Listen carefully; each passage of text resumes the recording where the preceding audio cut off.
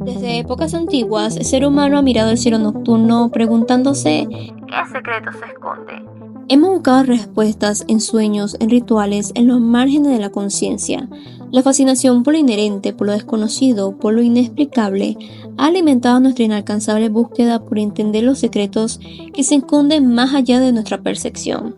¿Y si te dijera que la mente humana, bajo ciertas condiciones, puede trascender el tiempo y el espacio? Que podemos ser testigos de eventos lejanos, vislumbrar verdades ocultas con simplemente enfocar nuestra atención. Hoy exploraremos un territorio fascinante, desde los oráculos de la antigüedad hasta los experimentos más secretos de la Guerra Fría. Descubriremos cómo la CIA, en la búsqueda desesperada de una ventaja estratégica, se adentra en las profundidades de la percepción extrasensorial, creando un proyecto con un nombre que evoca lo infinito. El proyecto Stargate. Prepárense para un viaje a través de la historia y los límites de la mente. Desentrañaremos los misterios de la visión remota, revelaremos sus orígenes ocultos y analizaremos el audaz intento de la CIA por convertir lo paranormal en una herramienta de espionaje.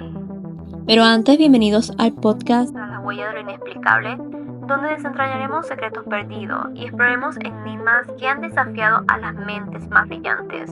Así que prepárate para abrir tu mente y sumergirte en un mundo donde lo inexplicable se convierte en realidad. Comencemos.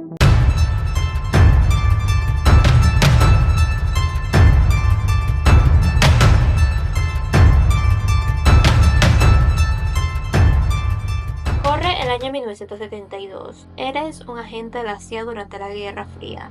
Tu misión es espiar instalaciones militares soviéticas altamente secretas. Pero hay un pequeño detalle. No vas a moverte de tu escritorio. De hecho, no saldrás de la habitación oscura donde te encuentras, la cual está ubicada en algún lugar dentro de las murallas de Fort Meade, Maryland. No necesitas equipos de espionaje sofisticados ni identidades falsas. Todo lo que necesitas son dos cosas esenciales: el silencio absoluto y el poder ilimitado de tu mente.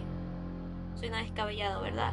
Pues déjame decirte que durante más de 2 décadas, entre 1972 y 1995, el gobierno de Estados Unidos invirtió aproximadamente $20 millones en un programa clasificado con objetivo audaz: desarrollar espías psíquicos. Este programa, conocido internamente como Proyecto Stargate, tenía una ambición central: desbloquear el potencial de la visión remota, una capacidad controversial que permitía a los individuos percibir información desde lugares distantes, incluso a través de vastos abismos del tiempo. ¿Te imaginas poder ver lo que sucede a miles de kilómetros de distancia? Observar instalaciones militares enemigas sin traspasar sus defensas, o predecir acontecimientos futuros con una precisión estadísticamente imposible. Bueno, eso es exactamente lo que decían algunos espías psíquicos afirmaban poder hacer. Y lo más sorprendente de todo, existen documentos desclasificados, fragmentos de una historia oculta que sugiere que en ocasiones, contra toda lógica y razón, lo conseguían. El proyecto Stargate no era una invención repentina, sino la culminación de ideas que se remontan a lo largo de la historia. Sus ecos resuenan en antiguos textos y leyendas, atribuidos a videntes y oráculos a lo largo de los siglos como una forma de poder latente. El doctor Richard Broughton, director de investigación del Instituto de Parapsicología de Durham, California del Norte, señalaba las similitudes entre la técnica de visión remota moderna y las descripciones encontradas en los Yoga Sutras de Patanjali, escritos hace 3500 años. El historiador griego Heródoto nos ofrece un relato fascinante del rey Creso, el último rey de Lidia, una región de Asia Menor, quien alrededor del año 550 a.C. buscaba información estratégica militar de los oráculos. Sin embargo, Creso, cauteloso, decidió poner a prueba sus habilidades. Envió mensajeros a los 7 oráculos más renombrados de su época, con la instrucción de preguntarles, 100 días antes de su llegada, qué estaba haciendo el rey en ese preciso instante. Creso eligió una tarea inusual para un monarca: En una mamita de bronce preparó un estofado de cordero y tortuga. Solo el oráculo de Delfos respondió correctamente con un verso enigmático. Podría no contar todos los granos de harina o medir todo el agua del mar, a pesar de no entender lo que un hombre dice, ni los pensamientos de hombres silenciosos ocultos para mí. Huele una tortuga hirviendo con un cordero.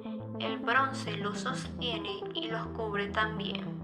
Impresionado, Creso consultó de nuevo al oráculo, preguntando si debía atacar Persia cruzando el río Halis. La respuesta fue: si Creso cruza el río Halis, un gran imperio será destruido. Creso interpretó la profecía como un augurio de victoria, pero fue derrotado por el rey Circo el Grande, y su propio imperio fue el que cayó. Esta historia ilustra la complejidad de la información psíquica. Su interpretación puede ser tan crucial como su obtención, aunque si observamos el contexto de la época, en ese tiempo existía el hábito griego de matar a los mensajeros que trajeran malas noticias, por lo que la naturaleza ambigua de la respuesta del oráculo resultaba comprensible. En el libro Las bóvedas secretas del tiempo, escrito por Stefan Schauert, pionero de la arqueología psíquica, relata la historia de un investigador que en décadas de 1950 documentó cómo los nativos de Montalle se comunicaban a distancia mediante percepción extrasensorial. Ciertos miembros de la tribu se adentraban en el bosque cargando un tronco del tamaño de una caseta telefónica que los resguardaba. En la soledad del bosque, y cuando el poder era suficientemente fuerte, establecían contactos con amigos o familiares a cientos de kilómetros de distancia. Cerca del final del siglo XIV, la profetisa Mary de Vinjo tuvo visiones de una doncella que salvaría a Francia, previniendo la llegada de Juana de Arco, la cual era considerada una vidente que empleaba su intuición para obtener ventaja estratégica en sus batallas. Una anécdota contada por su confesor, Jean Pasquerel, relató cómo Juana se cruzó con un hombre que la insultó. Juana le advirtió: ¿reniegas de Dios tan cerca de la muerte? Una hora después, el hombre cayó al foso del castillo de Chinon, donde perdió la vida. Durante su juicio de herejía en 1431, Juana de Arco exclamó: sé que antes de que pasen 7 años, los ingleses perderán más de lo que ganaron en Orleans. Un año después, su profecía se cumplió. En 1439, tras la batalla de Formins, Inglaterra perdió Normandia, su última posición firme en Francia. Durante el reinado de Isabel I, el astrólogo de la corte John Dee se convirtió en otro de los antiguos espías psíquicos, afirmando haber recibido un mensaje psíquico sobre un complot español para incendiar los bosques que abastecían de madera a la flota inglesa. Se tomaron precauciones. La armada inglesa derrotó a la armada española en 1588, estableciendo a Inglaterra como potencia marítima. Es interesante señalar que John Dee se convirtió en el primer James Bond de Su Majestad, pues firmaba sus documentos como 007. Contrario a la creencia popular, la Guerra Fría no fue la chispa que encendió el interés gubernamental por los poderes psíquicos. La llama se avivó mucho antes, en febrero de 1960, cuando una revista francesa lanzó una bomba mediática, un artículo que aseguraba que un submarino estadounidense había sido dirigido exitosamente mediante telepatía. El artículo detallaba cómo un teniente de la Armada actuaba como un receptor. Había recibido un mensaje de un transmisor ubicado a miles de kilómetros de distancia, mientras que el submarino navegaba bajo las heladas aguas del Ártico.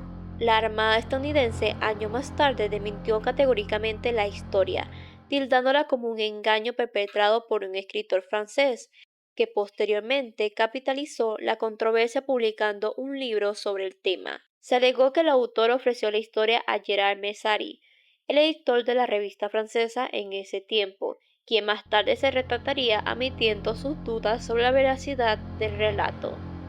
Fraude o no, los parapsicólogos de la Unión Soviética No desperdiciaron la oportunidad y utilizaron la historia como un combustible para justificar y expandir sus propios programas de investigación paranormal.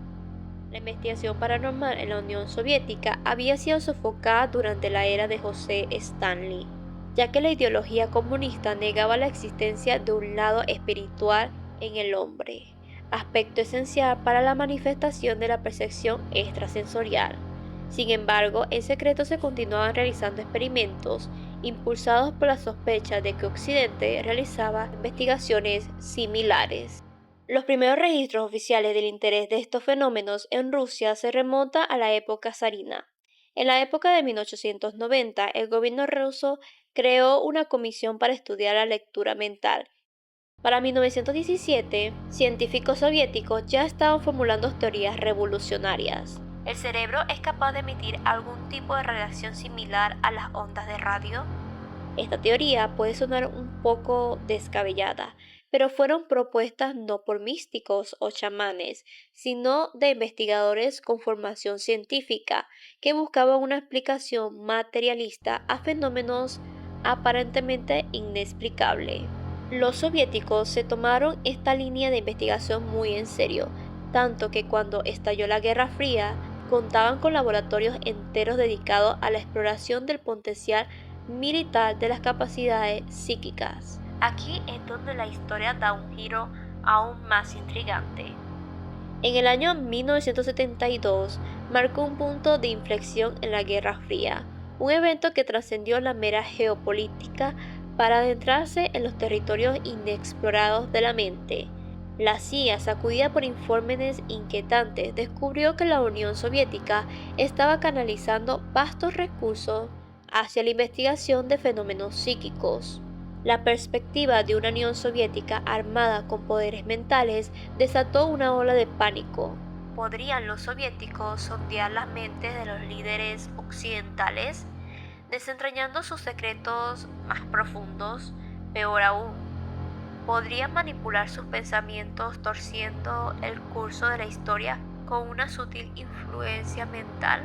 Los analistas acuñaron un nuevo término para este temor: el gap psíquico, una amenaza tan insidiosa como la brecha milística que paralizaba al Pentágono. Era la posibilidad de quedar rezagado en una carrera armamentística de una naturaleza completamente nueva, un conflicto liberado en el campo de la batalla de la conciencia. La respuesta de los Estados Unidos fue rápida y decidida. Nació así un programa clandestino, que años más tarde sería conocido como Proyecto Stargate. Durante los siguientes 23 años, el gobierno estadounidense invirtió $20 millones en la búsqueda de lo paranormal. Si bien la suma puede que parezca un poco modesta en comparación con otros proyectos militares, su significado radica en el contexto de la época, en un tiempo donde el salario anual promedio apenas alcanzaba los $7,000. El gobierno estaba invirtiendo en dinero público en la legitimación de lo inexplicable. Sin embargo, el programa no se limitó a ser un mero proyecto de investigación. Evolucionó silenciosamente hasta convertirse en una operación de inteligencia de pleno derecho. Documentos desclasificados revelan la asombrosa verdad. En 1983, agentes dotados de habilidades psíquicas habían participado en 700 misiones operativas. Y lo más sorprendente de todo, informes internos indican que la información obtenida poseía una precisión del 85%. La Guerra Fría había entrado en una nueva y escalofriante fase. Si la sola idea de un programa secreto de espionaje psíquico no fuera lo suficientemente sorprendente, la meticulosa metodología científica que lo sustentaba resultaba sencillamente asombrosa. Imagínense la escena. Fort Meade, Maryland, el corazón de la inteligencia militar estadounidense, en medio de la burocracia y la seguridad. 4 paredes blancas, sin adornos, una silla, una mesa, un bloc de notas y un lápiz, y nada más.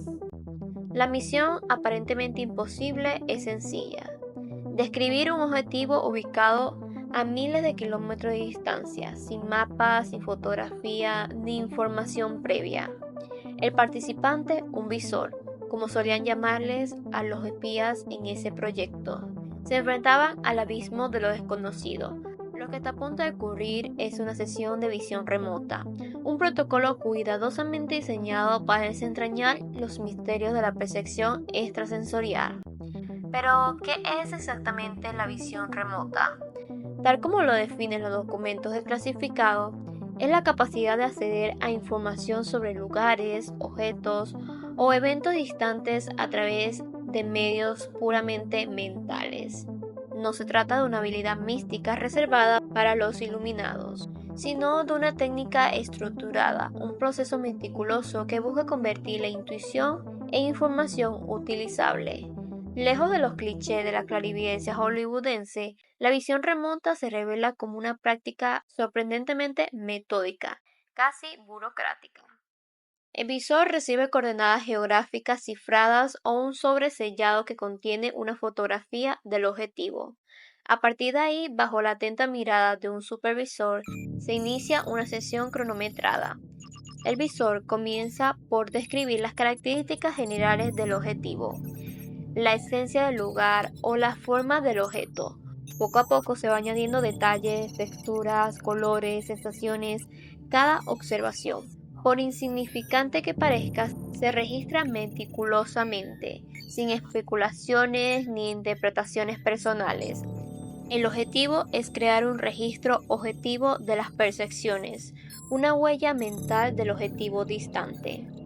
Hasta este punto la pregunta habrá germinado en tu mente. ¿Quiénes son estos visores? ¿Acaso son conductos hacia lo desconocido? ¿Mediums con una sensibilidad extrasensorial? ¿Psíquicos bendecidos con una percepción que trasciende lo ordinario? ¿Videntes tal vez con el don de la profecía? Prepárate, porque la verdad desvelada a continuación dista mucho de ser mística. El perfil ideal no se centra en el mundo de lo esotérico, sino en las filas de las oficinas militares y analistas de inteligencia. Se busca una combinación inusual de habilidades, la capacidad analítica propia de un estratega militar, un pensamiento estructurado y lógico, pero también una vena creativa desarrollada. El candidato ideal suele tener formación en bellas artes, música, idiomas o cualquier otra disciplina que estimule el hemisferio derecho del cerebro. La teoría subyacente es que la visión remota requiere la capacidad de navegar fluidamente entre el pensamiento lógico e intuitivo, de unir la rigidez del análisis con la libertad de la imaginación. Las instalaciones de Fort Meade, con sus oficinas grises y pasillos impersonales, contrastan fuertemente con la naturaleza aparentemente mágica del trabajo que se realiza en su interior. Sin embargo, las salas de visión remota son diferentes. Son santuarios de silencio, diseñados para minimizar cualquier distracción sensorial y permitir que la mente se concentre en el objetivo distante. La paradoja es evidente. Procedimientos militares rigurosos aplicados a una práctica que parece sacada de una novela de fantasía. Cada sesión está sujeta a estrictos protocolos de seguridad y a evaluaciones de salud mental, al igual que cualquier otro experimento militar con humanos. Nadie sabe realmente el efecto de la práctica prolongada de la visión remota pueda tener en el cerebro, por lo cual la precaución es primordial. Pero la validación del programa no reside en los protocolos ni en las instalaciones, sino en los resultados. Algunos de estos resultados son tan sorprendentes, tan inexplicables, que en el lenguaje interno del programa se les conoce como resultado de los 8 martinis, porque a veces se necesitaba una buena dosis de alcohol para asimilar la realidad de lo que se acababa de presenciar. Diciembre de 1981. Verona, Italia. En la apacible residencia del brigadier general James Dossier, la tranquilidad familiar se rompió con el sonido del timbre. Un hombre, con la excusa de ser fontanero, abrió la puerta a una pesadilla. En cuestión de minutos, Dossier era brutalmente introducido en una furgoneta, víctima de las Brigadas Rojas, un grupo terrorista que sembraba el terror en Europa. Lo asombroso de esta historia no comenzó en Verona, sino a miles de kilómetros, en las oficinas de Fort Meade. Gary Langford, un espía psíquico, había entregado un informe de 18 páginas, 2 días antes del secuestro. Un informe que predecía con espeluznante exactitud cada detalle del rapto. Langford describió cómo Dozier sería amordazado, atado y confinado en un espacio reducido. La precisión era tal que despertó sospechas. ¿Y si existiera una filtración, una conexión entre Langford y los terroristas? Pero el informe era anterior al secuestro, lo que hacía la idea aún más desconcertante. La historia no termina ahí. Entra a la escena Joe McGonagall, otro talentoso destacado del programa. Mientras las autoridades italianas buscaban desesperadamente a Dozier, McGonagall realizó varias sesiones. En una de ellas describió con sorprendente claridad un apartamento encima de una tienda de combustible, Dozier encadenado a un radiador. 42 días después, las fuerzas especiales italianas interrumpieron en ese preciso lugar, liberando a Dozier. La reacción del general fue reveladora. Lejos del escepticismo, Dozier propuso que todos los oficiales de alto rango fueran entrenados para contactar a espías psíquicos en caso de secuestro, facilitando su rescate. Este caso presenta 3 elementos inexplicables: la predicción precisa del secuestro, la localización exacta del cautiverio y todo documentado en informes oficiales del gobierno estadounidense. Los escépticos podrían hablar de coincidencia, pero la fecha y el sello de los informes de Langford y McGonagall eliminan la posibilidad de una manipulación posterior. El caso Dozier se convirtió en un emblema del proyecto Stargate, pero no fue un caso aislado. A principios de los años 70, un ex policía llamado Pat Price se enfrentó a una hoja en blanco. Le proporcionaron unas coordenadas geográficas nada más. Lo que ocurrió a continuación sacudió a la comunidad de inteligencia de Estados Unidos. Price comenzó a describir una instalación militar ultra secreta con un nivel de detalle asombrosa. No se trataba de una descripción general, sino de los nombres en clave del proyecto clasificado, el contenido de cajas fuertes, incluso el color de las carpetas dentro de los archivadores. La instalación resultó ser una base ultra secreta de la NASA, de la que oficialmente no existía registro.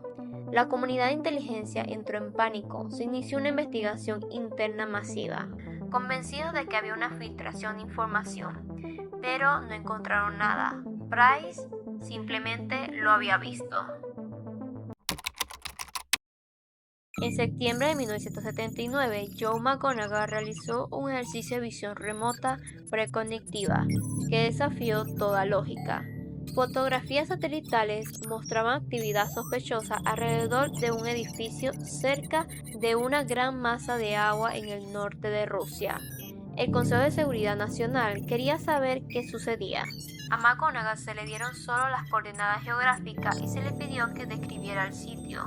Un lugar frío cerca de una masa de agua con grandes edificios y chimeneas, dijo Joe, convenciendo al Consejo de Seguridad Nacional de que estaban en el lugar correcto. Entonces le pidieron que describiera el interior del edificio. Muy grande y ruidoso, una zona de trabajo activa, llena de andamios, vigas y destellos azules, probablemente de soldadura por arco. Tras una pausa, añadió: un enorme submarino en construcción, una cubierta larga y plana, tubos de misiles con ángulos extraños, entre 18 y 20. Un nuevo tipo de mecanismo para impulsar el submarino, un doble casco. El Consejo de Seguridad Nacional pensó que McGonagall se equivocaba. Si lo que decía era cierto, sería el submarino más grande del mundo. Ninguna agencia de inteligencia lo conocía, y Estados Unidos no poseía nada igual. Además, ¿quién construiría un submarino tan lejos del agua? Sin embargo, dada la reputación de Joe, el Consejo de Seguridad Nacional le pidió que escanease el futuro y predijera cuándo se botaría el submarino. Joe visualizó el futuro mes a mes y dijo que los rusos volarían un canal para conectar el edificio con el agua y botarían el submarino en 4 meses. En enero de 1980, tal como lo predijo Joe, imágenes satelitales confirmaron el lanzamiento del submarino tras la construcción de un canal artificial. Tenía 20 tubos lanzamisiles, una gran cubierta plana, tal como lo describió Joe. Este ejemplo resalta la naturaleza no local de la conciencia, no solo en el espacio, sino también en el tiempo, incluso en el futuro.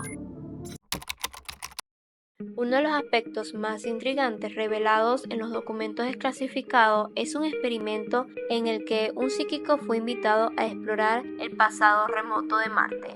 El archivo titulado simplemente Exploración de Marte, 22 de mayo de 1984, detalla cómo un visor remoto utilizó la proyección astral para visitar el planeta rojo. El documento indica: el planeta de Marte, época de interés, aproximadamente 1.000.000 de años antes de Cristo. Durante la sesión, el participante describió estructuras de pirámides y monumentos que parecían haber sido construidos de manera artificial. También relató condiciones atmosféricas extremas, con intensos vientos y tormentas de polvo. Más allá de las estructuras, el psíquico afirmó haber observado humanoides altos y delgados que parecían estar en un estado de hibernación o animación suspendida. Además mencionó que estos seres se vieron obligados a habitar bajo tierra debido a los cambios ambientales como tormentas violentas. Son una civilización antigua, su tiempo ha pasado, manifestó el psíquico, señalando que estos individuos eran profundamente filosóficos y buscaban una forma de sobrevivir, aunque sin éxito.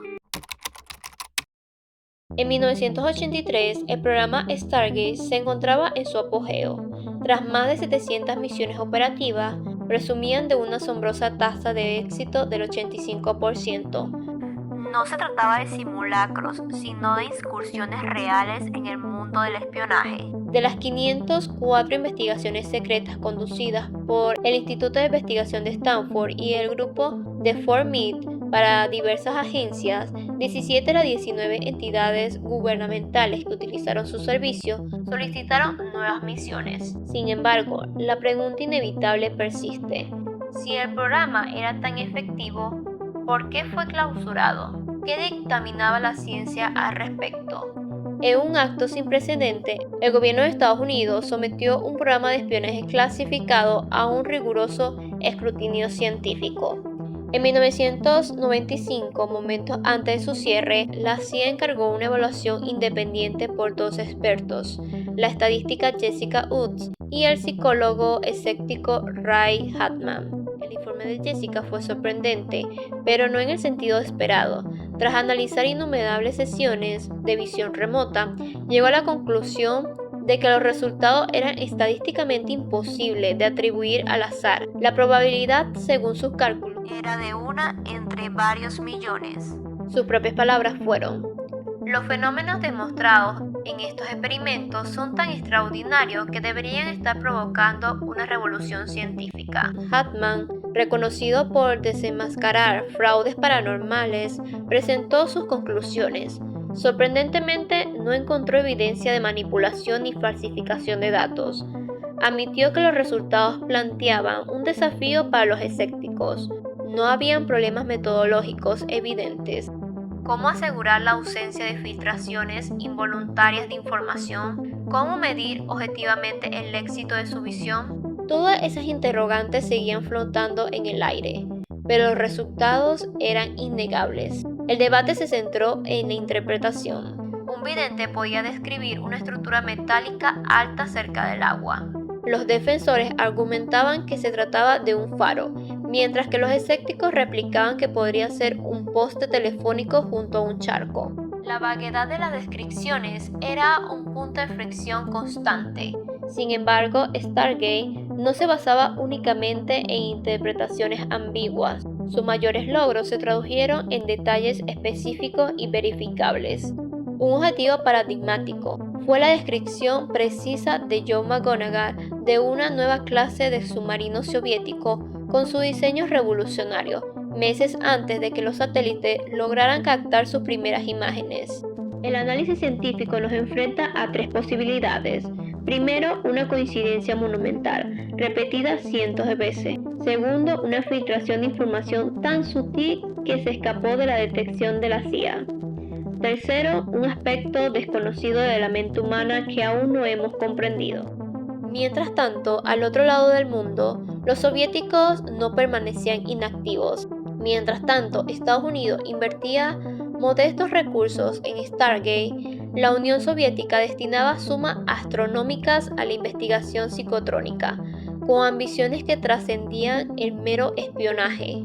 Donde la CIA tenía un puñado de videntes remotos, los soviéticos contaban con laboratorios enteros dedicados a los fenómenos bioenergéticos. El Instituto de Investigación Cerebral, el Instituto de Control Automático de Moscú, la Unidad Militar Mir-3, nombres que sembraban pánico en la CIA. Su objetivo era ambicioso: desarrollar armas psicotrónicas. Imaginemos esto. Mientras los estadounidenses intentaban visualizar instalaciones distantes, los científicos soviéticos exploraban la telepatía dirigida al control mental, generadores psicotrónicos para influir en grandes grupos de personas y métodos para alterar el clima mediante energía psíquica. Todo esto puede sonar descabellado, pero los soviéticos lo denominaban materialismo psíquico. La premisa era simple: si estos fenómenos existían, debían tener una base material susceptible de ser estudiada científicamente. Su enfoque era radicalmente diferente. En lugar de centrarse en individuos talentosos, buscaban patrones matemáticos, campos electromagnéticos e incluso correlaciones con la actividad solar. Para ellos, la visión remota no era un don especial, sino una capacidad humana susceptible de ser desarrollada mediante entrenamiento. Los números eran asombrosos: entre 500 y 800 millones de rublos anuales invertidos en investigaciones psicotrónicas, equivalente a varios cientos de millones de dólares actuales. El programa estadounidense, con sus 20 millones de dólares en total, palidecía en comparación. Los resultados son más difíciles de discernir, ya que muchos documentos permanecen clasificados. Sin embargo, se sabe que los soviéticos lograron éxitos similares a la visión remota. Nina Kulagina, uno de sus sujetos más estudiadas, supuestamente podía detener el corazón de una rana a distancia. Los militares se preguntaban si podría hacer lo mismo con un ser humano. Tras la disolución de la Unión Soviética, muchos científicos emigraron. Algunos fueron contratados por gobiernos occidentales, otros desaparecieron sin dejar rastro. ¿Realmente acabó todo esto con el fin de la Guerra Fría? ¿O simplemente se volvió aún más secreto? Las palabras del mayor Paul H. Smith resumen la transformación que muchos participantes experimentaron en Stargate. Entré en el programa convencido de que todo era una tontería y salí sabiendo que había presenciado algo que la ciencia actual no podía explicar.